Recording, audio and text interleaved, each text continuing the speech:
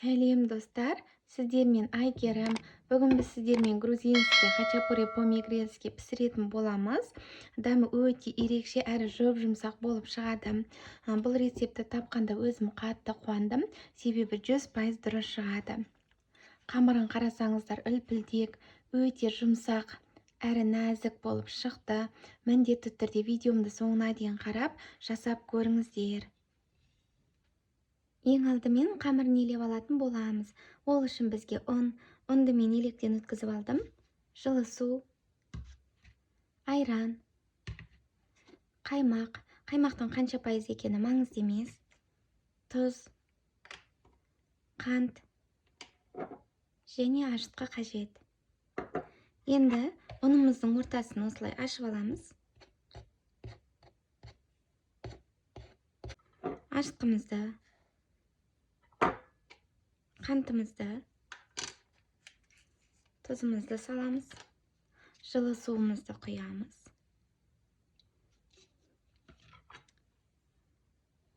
Ашытқымыз, қант, тұзымыз ерігенше бір араластырып аламыз.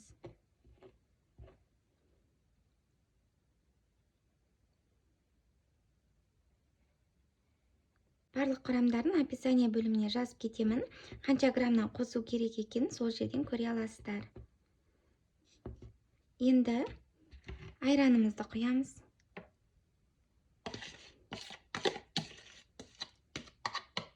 Жылы болу қажет.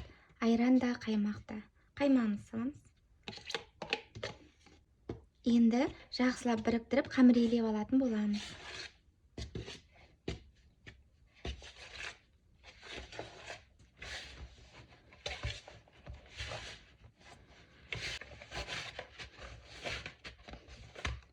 Мінекей, қамыр елеп алдық. Қамырымыз жұмсақ болу үшін кішкене ғана сұйық май құйсақ болады. Мінекей дайын. Бетін салафанмен жауып, жылы орамалмен орап, жылы жерге жарты сағатқа қойып қоятын боламыз. Әзірге салмасын дайындаймыз. Салмасына ірімшік және брынза қажет. Ірімшік менде екі түрлі, бірақ сіздер қандай ірімшік қолданғыларыңыз келсе де, өз қалаларыңыз бойынша тоңазытқыштарыңызда қандай түрі бар, соны қолдана бересіздер. Енді брынзаны теркадан өткізіп аламыз. Енді ірімшіктің бір түрін теркадан өткізіп алатын боламыз. Мінекей, брынза мен ірімшігімізді теркадан өткізіп алдық. Екінші ірімшігімізді бөлек ыдысқа теркадан өткіземіз. Бұл не үшін? Бұл ең соңынан қамырдың бетіне сепкенге қажет. Мінекей, ортасына салатын салмамыз және бетіне сепкенге ірімшігіміз дайын. Негізінде ортасына салатын салмамызды кіші тісті теркадан өткізген дұрыс. Ал керісінше бетіне сепкенге ірімшігімізді үлкен тісті теркадан өткізген дұрыс. Менде ондай болмағандықтан екеуін бір теркадан өткізіп алдым. Енді қазір ортасына салатын салмамызды бір келкетіп араластыра саламыз. Қамырымыз жарты сағат тұрды. Қарасаңыздар, кішкене көтерілген. Осыны табағымыздан шығарамыз.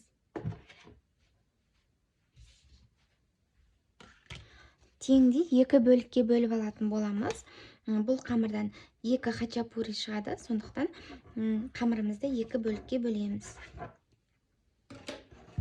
Осылай домалақтап аламыз. Екеуінің де астына бірден пергамент қағазын төсейміз. Мен қазір біреуін жайып пісіріп аламын. Егер сіздердің пештеріңіз үлкен болса, екеуін бірдей дайындап салып жіберсеңіздер де болады. Екіншісінің бетін орамалмен қамырымыз кеуіп кетпес үшін жауып қоятын боламыз. Қамырымызды домалақ етіп жайып шығамыз. Немесе кіші оқтауды пайдаланыңыздар. Ортасына дайындап алған салмамызды саламыз. Жартысын салатын боламыз, жартысы екінші қамырымызға. Қамырымызды орайтын боламыз.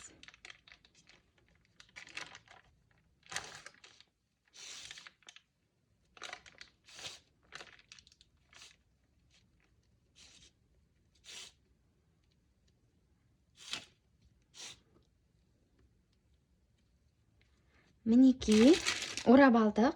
Енді осыны келесі бетіне аударамыз. Тағы да бір жаятын боламыз. Қатты дәу қылып жайып жібермеңіздер, қамырымыз жыртылып кетпеуі керек.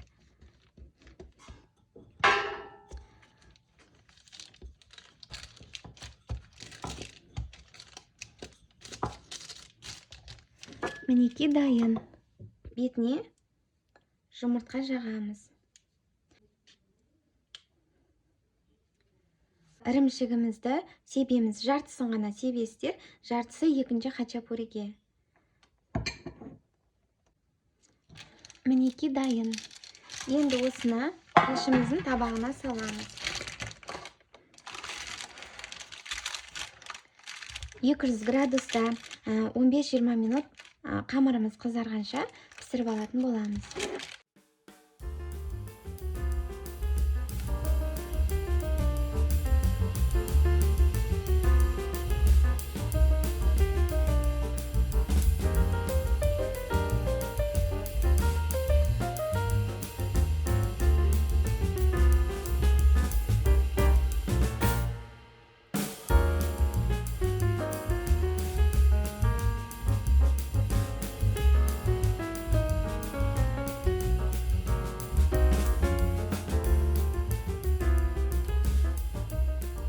Хачапурimiz пісті.